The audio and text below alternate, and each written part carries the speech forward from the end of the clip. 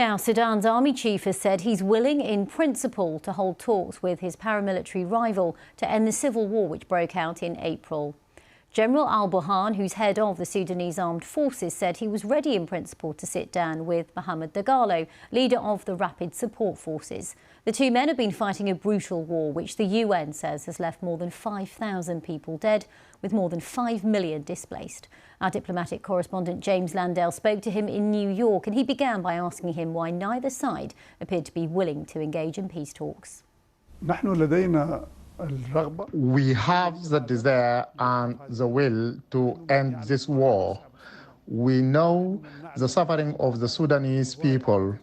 We know the atrocities committed against the Sudanese people. We are ready to engage in negotiations whenever. Are you prepared to sit down and talk with the RSF leader, Hemeti?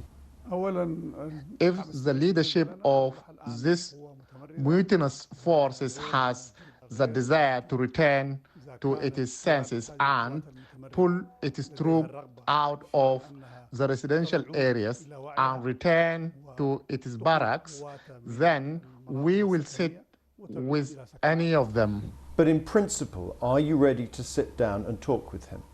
Absolutely. Whenever he commits to what we agreed in Jeddah, we will sit to resolve this problem. Are you confident of victory? Definitely. If you are so confident of victory, why have you relocated and withdrawn to Port Sudan, effectively giving up Khartoum? In Khartoum, diplomatic missions, the ministries, and all government organs can not carry out their duties as normal because it is a war zone. There are snipers and military operations taking place. Your army is accused of killing civilians by the United Nations, by NGOs. Why are the civilian casualties so high? Why are your forces deliberately targeting civilians? This is not correct. There are fabrications of some stories by the rebel forces. They bomb civilians and film it as if it was the armed forces. We are professional forces. We work with precision and select our targets in areas where only the enemy is present. Is the future of Sudan a failed state like Somalia or a divided state like Libya? The Sudan will remain united. The Sudan, because of its sons, will remain a state intact, not a failure state.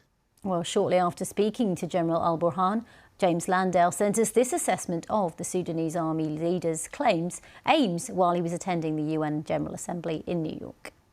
General al-Burhan is on a global diplomatic tour, trying to drum up some kind of international legitimacy, and that's why his language is incredibly positive. He says he's in favour of peace. He says that he's willing to discuss ceasefires. He's confident of victory.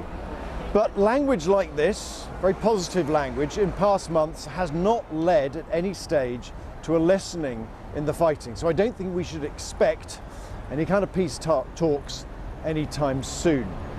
What I think the General really wants is more international engagement, an engagement that is more supportive of him. That's why he is denying, against all the evidence, that his forces are targeting civilians. The UN says very explicitly that they are. But the problem is that the world is distracted by other issues at the moment. Ukraine, global economic woes. And so its focus is not on the fighting in Sudan. If you talk to diplomats here at the United Nations in New York and you ask them about Sudan, they just throw their hands up in some frustration. It is not a conflict that they are confident of influencing. But I think the big problem, the big risk, is that the fighting spills out over the borders of Sudan and fuels regional instability. And I think if that happens, then this war will then rise very fast up the international agenda.